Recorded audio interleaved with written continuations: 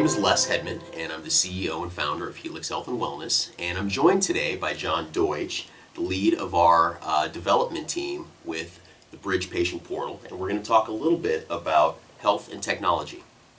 John, if you can introduce yourself, please. Yeah, you bet. So I'm the founder of Bridge Patient Portal and have a strong background in healthcare IT, electronic medical record software, things like that. Outstanding.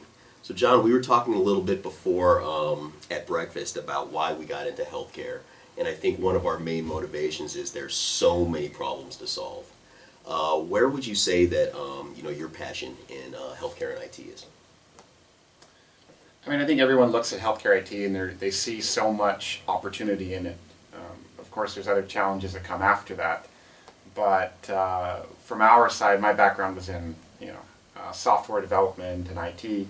And obviously healthcare is probably one of the most slow to adopt technology of all industries, so there's a huge opportunity there. Outstanding. One of the things that we hear a lot about these days are companies like Google or Microsoft or Samsung that are trying to make health technology more consumer driven with either devices or smartphones. What is Bridge Patient Portal and your company doing in support of making health technology more accessible?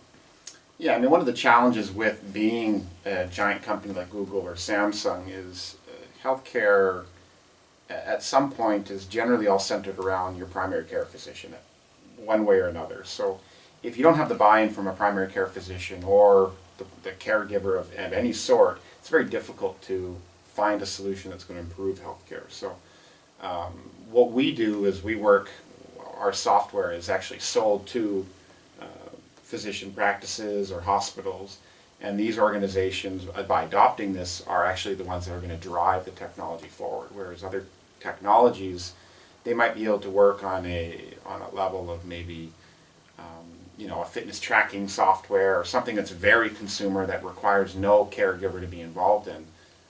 But going to that next level, that's where you see the challenges with Google Health and Microsoft Health Vault and other applications that have tried in this market. Outstanding. So we feel very strongly too that the relationship between your doctor is really a partnership between the patient and their physician. So all of the technology really is going to be driven by both, wouldn't you say, the consumer and the practitioner? Yeah, I mean, you have to. I mean, you have to have that buy-in.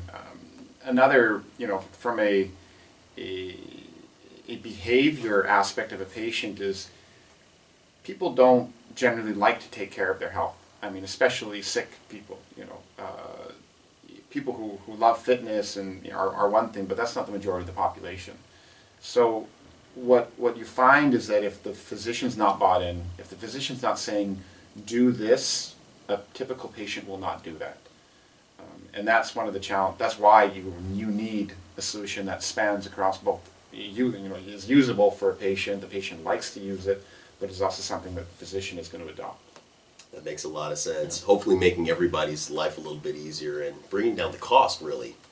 Yeah, technology obviously is done it in other industries. There's no reason why it can't work in healthcare, but there's a lot of other issues that happen in healthcare that make it much more difficult.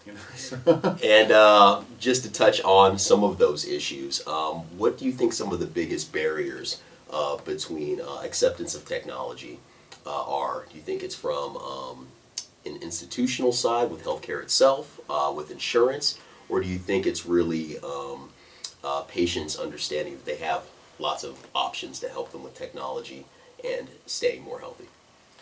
I mean, I think the entire system is not supportive of this change. Changes are happening now, and Medicare is a giant, is a major driver of change in healthcare.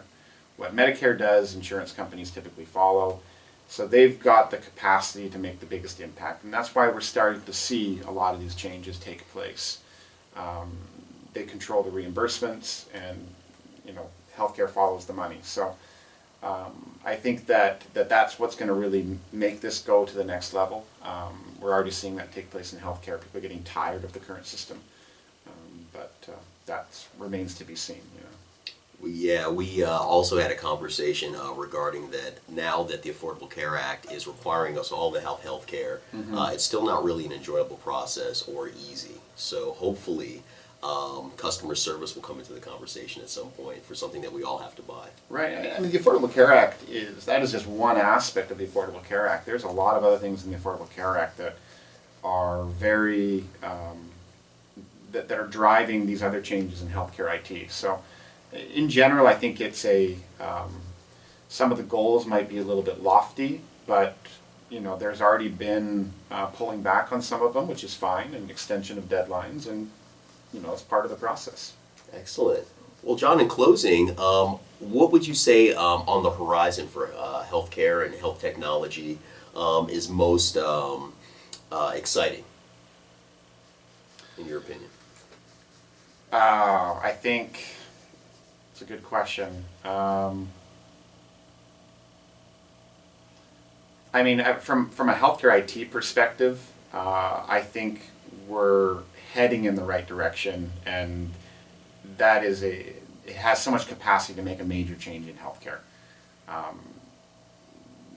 Eventually, we'd love to see wearables and devices and all these things really interconnected with my doctor and my medical record and all these things. I mean, I think we're still a ways away from that, but I think we're heading in that direction. That's what I would love to see, of course. But I've worked in healthcare for 11 plus years, so I've seen things come and go, and I'm a bit more realistic, I think, with a lot of these goals. But You know what? I think lofty goals aren't always a bad thing, especially when there are so many problems to solve. And I definitely concur that having that information accessible and actionable for both patients and doctors to follow up is a way to really sustain good health. Well, thank you very much, John. It was a pleasure to have you today and to get your perspective. And again, thank you all. Helix Health and Wellness, telehealth provider here in Illinois. And thank you.